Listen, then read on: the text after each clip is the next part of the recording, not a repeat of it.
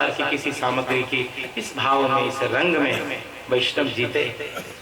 वारांगना को संत की कृपा हो गई, भगवान की कृपा हो गई, सारी संपत्ति भगवान श्री रंगनाथ के मुकुट बनाने में लगा दी और स्वर्णकार को बुलाया और कहा कोई कंजूसी मत करना, संसार के बहुमूल्य से बहुमूल्य रत्न को भगवान के मुकुट में लगाना और मुकुट बनाकर तैयार करना, डरने की बात नहीं।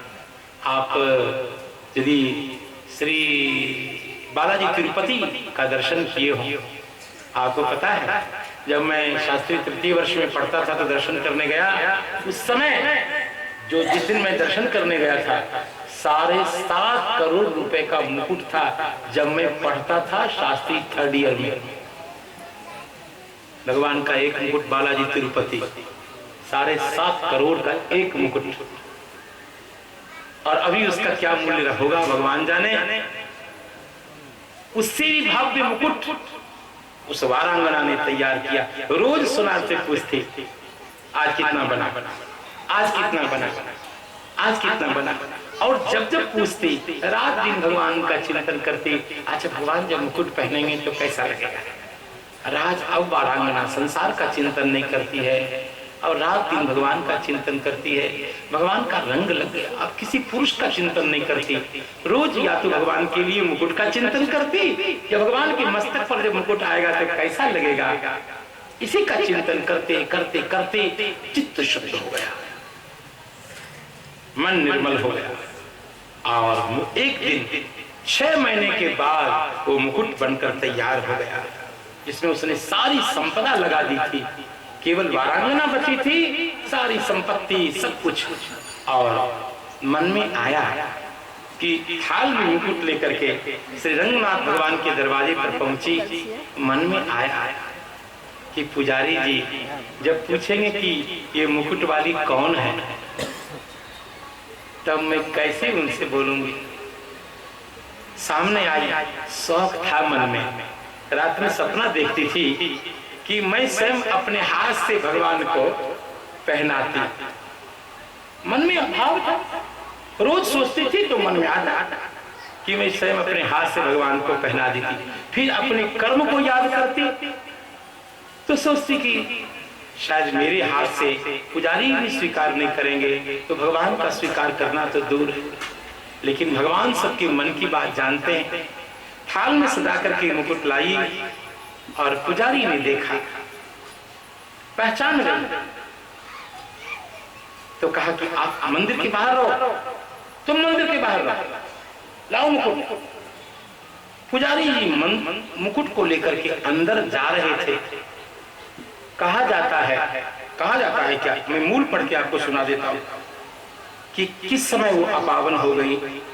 विप्रहु न छुए जाको रंगनाथ कैसे लेत, देत हम हाथ ताको रहे यहाँ कीजिए, ऐसे आज्ञा पाई के। हुआ क्या, पुजारी जी ने कहा वही रुको। भगवान ने पुजारी को संकेत किया, इसको अंदर लाओ। भगवान ने कहा दिया आ जाओ अंदर। अरे जब दुल्हाई पसंद कर ले तो बीच में ये बोलने वाले कौन है, तो भगवान ने इशारा दे दिया।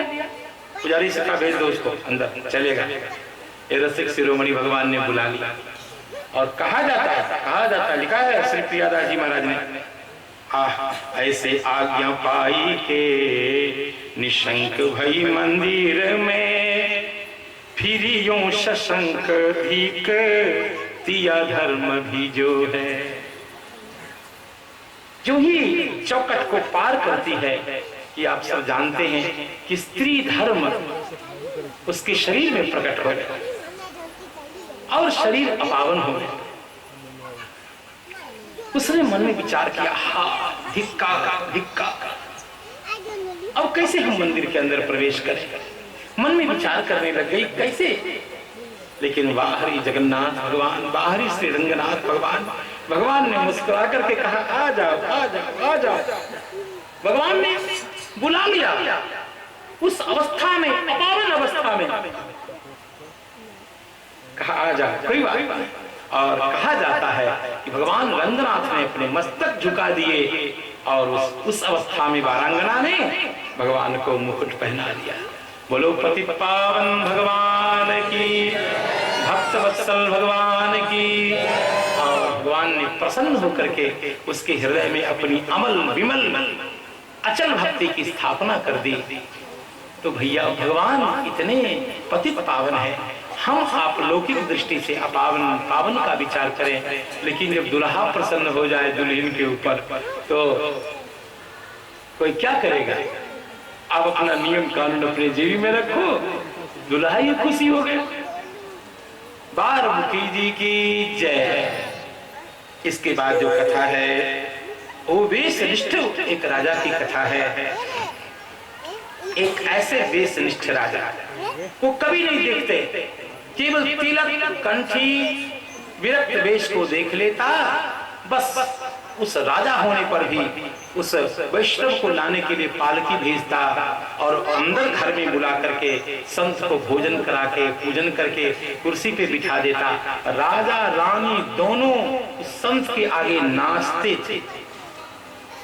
अभी भी मदन मोहन जी के मंदिर में राजस्थान का मुझे लगता है सियाराम धौलपुर जिला, वहाँ के भगवान मदन मोहन जी और वहाँ के राजा उस समय के, उनका नियम था ये कि संत को देख लेते वहीं से पालकी भेजते, संत को बुलाते और खूब बढ़िया से भोजन आदि करा के कुर्सी पे बिठा के राजा रानी उनके आगे नाचते, उनकी सेवा करते। ऐसे ऐसे संत विरक्त के प्रतिभाव वाले राजा हुए।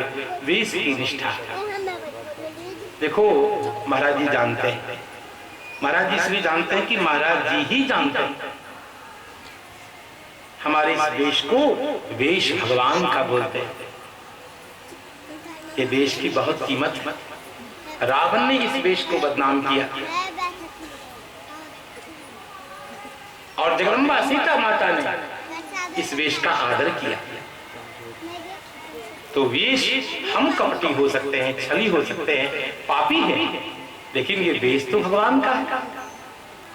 वेश की तो कीमत है। एक संत ऐसे ही थे, तो वेश तो बहुत सुंदर था साधु का, लेकिन उनके जीवन में साधुता उतरी नहीं थी। तो रसिक शिरोमणि जी एक भक्त थे, तो उनकी बड़ी सेवा की, वेश निष्ठा मान करके बड़ी सेवा की। और जब पूछा गया कि ये संत से पूछा कि मेरी कितनी कीमत है, तो उन्होंने एक मखमली डिब्बी के अंतर्गत एक पत्थर का ढेला रख दिया। एक डिब्बा जो है महाराज जी, मखमल का डिब्बा, खूब सुंदर सोने चांदी से मढ़ा हुआ, और उसको खोल करके एक पत्थर का डिब्बा, पत्थर का टुकड़ा रख करके ढक्कन बंद करके संत को भेज दिया। कहा ये आपकी पहचान है, ये आपका वेश तो संत का है, लेकिन अंदर का आचार विचार, अंदर पत्थर का टुकड़ा और बाहर मखमली ढक्कन डब्बा। तो भैया इस वेश की कीमत तो है, हम चाहे जैसे, लेकिन वेश की भी कीमत है। इस स्वरूप का आप आदर करेंगे तो भगवान का आदर माना जाएगा। इस स्वरूप भगवान का है। तो ऐसे वेशनिष्ठ राजा थे। एक अंतर्निष्ठ राजा थे। अंतर्निष्ठ राजा का क्या मतलब? का दो पति पत्नी, राजा रानी। तो रानी तो बड़ी भक्ता थी, खूब कथा सुनती, कीर्तन करती, संत की सेवा करती, भगवान की सेवा पूजा करती। लेकिन राजा भक्त थे, लेकिन संसार के सामने अपने को प्रकट नहीं करते थे। और ऐसे गुप्त राजा भक्त थे कि कभी सीताराम मुंह से बोलते नहीं थे। भगवान का कोई नाम उनके मुख से निकलता नहीं। अब रानी को बड़ी चिंता होती कि कैसे नास्तिक से विवाह हो गया है, कि कभी मुंह से राम नहीं बोलता, कभी मंदिर नहीं जाता मेरा पति, कभी संत की सेवा नहीं करता, कभी सीताराम कथा में नहीं जाता। ये कैसा नास्तिक। पति को स्नेह बहुत करती थी रानी, लेकिन उसके मुख से सीताराम राधे श्याम भक्ति का कोई लक्षण न देख करके बड़ी चिंतित रहती थी। एक दिन क्या हुआ, भगवान से खूब प्रार्थना की रानी ने, हे भगवान हमारे पति को आप वैष्णव बना लीजिए, भगवत भक्त बना लीजिए। मैं तो आपकी कृपा से कभी कभी राम श्याम कर भी लेती हूँ, लेकिन मेरे पति परम नास्तिक है, कभी भगवान का नाम इनके मुख से नहीं निकलता, पूजा पाठ सत्संग ये तो बहुत दूर की बात है। बड़ी चिंतित रहती, वो जानती नहीं थी राजा के रहस्य को। एक दिन राजा रानी पर्यंत पे सोए थे और राजा के मुख से निकला, हा अयोध्यानाथ, हे कनक बिहारी जी, सोए में हे अयोध्यानाथ कनक बिहारी जी, सोए में जैसे स्वप्न में कोई बड़बड़ाता है। अब रानी के कान में ये बात आवाज आई, रानी तो बहुत प्रसन्न हो गई, नाचने लग गई, वाह वाह आज मेरे पति के मुख से भगवान का नाम निकला। कल तो प्रसन्न होकर के भंडारा करने लग गई, साधु संत कीर्तन सब खूब कीर्तन आदि होने लग गया, भंडारा होने लग गया, ब्राह्मणों को दान देने लग गई। तो राजा ने कहा, क्या कर रही हो आज, क्या हुआ ये सब, आज बहुत पागल हो रही हो, मस्ती में आ रही हो। तो रानी ने कहा कि आज मैं बड़ी प्रसन्न हूं। कहा क्यों, क्या हुआ आज? कहा आज आपके मुख से रात में सोते सोते भगवान का नाम निकला। मैं तो समझ रही थी कि आप भक्त नहीं हैं, लेकिन आज आपके नाम मुख से नाम निकला है। राजा ने कहा मेरी मुख से राम निकल गया, तात्पर्य क्या है कि जिस राम के नाम को मैंने हृदय में छिपा के रखा था कि कोई मुझे भक्त न समझे, और मैं अंदर अंदर भगवान के नाम का जप करता था, और वो राम जी मेरे मुख से निकल गए। और ऐसा बोलते ही रावण, वो जो राजा था, वो मूर्छित होकर के समाप्त हो गया। का अब इस शरीर को धारण करके क्या करना है, जब राम जी मेरे मुख से निकल गए। रानी व्याकुल हो गई, भैया हो ऐसा नहीं कर सकते कि जो व्यक्ति तिलक लगाता है वही भक्त है, जो कथा कीर्तन में जाता है वही भक्त है। भक्त अनेक प्रकार के होते हैं, कई कई गूढ़ भक्त होते हैं, अंदर अंदर से भक्ति करते रहते हैं। इसीलिए श्री प्रियादास जी ने कहा, जाऊं गाऊं राम कृष्ण गुण, न पाऊं भक्त दाव को। भक्त के दाव को जानना, भक्त के रंग को जानना बहुत कठिन है। ऐसे अंतर्निष्ठ भक्त वो राजा थे जिनकी कथा प्रियदास जी महाराज श्री नाभा स्वामी जी ने यहाँ वर्णन किया। चले एक ऐसे और भक्त थे अंतर्निष्ठ। देखिए भगवान के एक नाम के उच्चारण की भी अपार महिमा। एक ऐसे कोई नास्तिक था, पिता तो भक्त थे, पुत्र बड़ा नास्तिक, माता पिता भक्त। कोई साधु संत आते तो माता पिता कहते, महाराज जी ये हमारा बेटा नालायक निकल गया, ये कभी भी भगवान का नाम नहीं लेता है, महाराज जी आशीर्वाद दीजिए।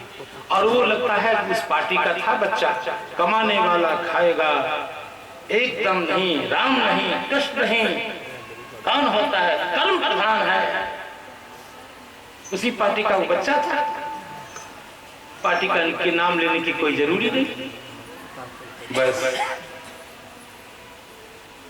अब रोज माता पिता संत से कहते, एक बार हनुमानगढ़ी के नागा कोई मिल गए, कहा महाराज जी जरा इसके मुख से एक बार भी राम नाम निकलवा दीजिए। कहा वो तो मैं निकलवा दूंगा, चलो लेके मुझको। हनुमानगढ़ी के नाग आते, उस बच्चे का सीताराम बोलो, क्या बोलो, नहीं तो मारो मार खींच के मुक्का। नागा थे हनुमानगढ़ी, अब बोल। अंतिम में चढ़ गए उसकी छाती पे ताल ठोक के महात्मा, अब बोल। अंतिम में बोला मैं सीताराम नहीं बोलूंगा। का बस हो गया, बस हो गया काम। और एक बार जीवन में सीताराम नाम उसके मुख से निकला, और फिर जीवन में फिर कभी नहीं बोला, फिर कभी नहीं। जब वह बच्चा, जब वह पुरुष समाप्त हुआ और ऊपर गया, तो जब उसके कर्म का विचार होने लग गया, तो यमराज भाई कितना पाप किया, कितना पुण्य किया, का जीवन में केवल पाप ही पाप किया। एक भी पुण्य इसका प्रेम से नहीं है। एक बार संतों के डर के मारे इसने अनजाने में गलत रीति से भगवान के नाम का सीताराम उच्चारण किया है। अब सीताराम नाम उच्चारण का क्या फल होता है, वो फल इसको मिलना चाहिए। कैसा अनिच्छा से ही सही इसको फल मिले। अब वो बड़ा प्रसन्न हो कि मैंने पूर्व जन्म में एक बार भी राम नाम नहीं लिया, लेकिन एक बार संतों के डर के मारे ही लिया, तो अब तो उसका कुछ न कुछ पेमेंट होगा। तो कहा भैया बताओ एक बार सीताराम नाम बोलने का क्या फल है। तो धर्मराज महाराज ने कहा कि सीताराम नाम के उच्चारण का फल कितना होता है हमें तो पता नहीं। कहा फिर कौन बताएगा। कहा ऐसा करो,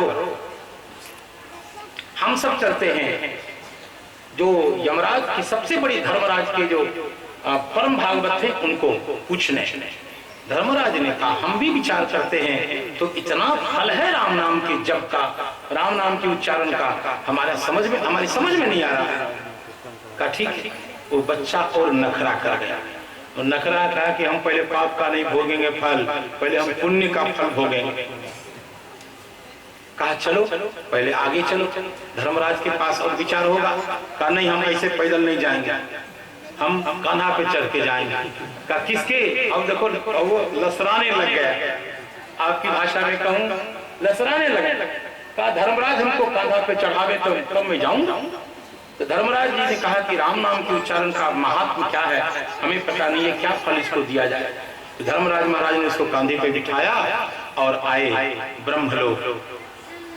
श्री ब्रह्मा जी का ब्रह्मा जी से पूछते हैं कि राम नाम के जप का क्या फल है। सनकादिक थे, का सनकादिक से पूछा आप राम नाम, एक बार राम नाम के उच्चारण का फल जानते हैं। का अनंत फल है राम नाम के उच्चारण का कोई निश्चय करिए, लिमिट करिए। का लिमिट मैं नहीं कर सकता। अब तो और खुशी हो बच्चा, इसका मतलब एक बार राम नाम उच्चारण से जो मिलने वाला है वो फल बहुत है। का सनकादिकों ने मना किया। का अब तो मैं जाऊंगा नहीं कहीं, का मुझे पालकी पे बिठा के ले जाया जाए। अब सनकादिक लग गए पालकी में, धर्मराज लग गए पालकी में। कहा चलिए ब्रह्मा जी के पास। ब्रह्मा जी के पास गए, ब्रह्मा जी ने भी कहा राम नाम की इतनी महिमा है, एक बार उच्चारण करने का कितना फल है मुझे पता नहीं।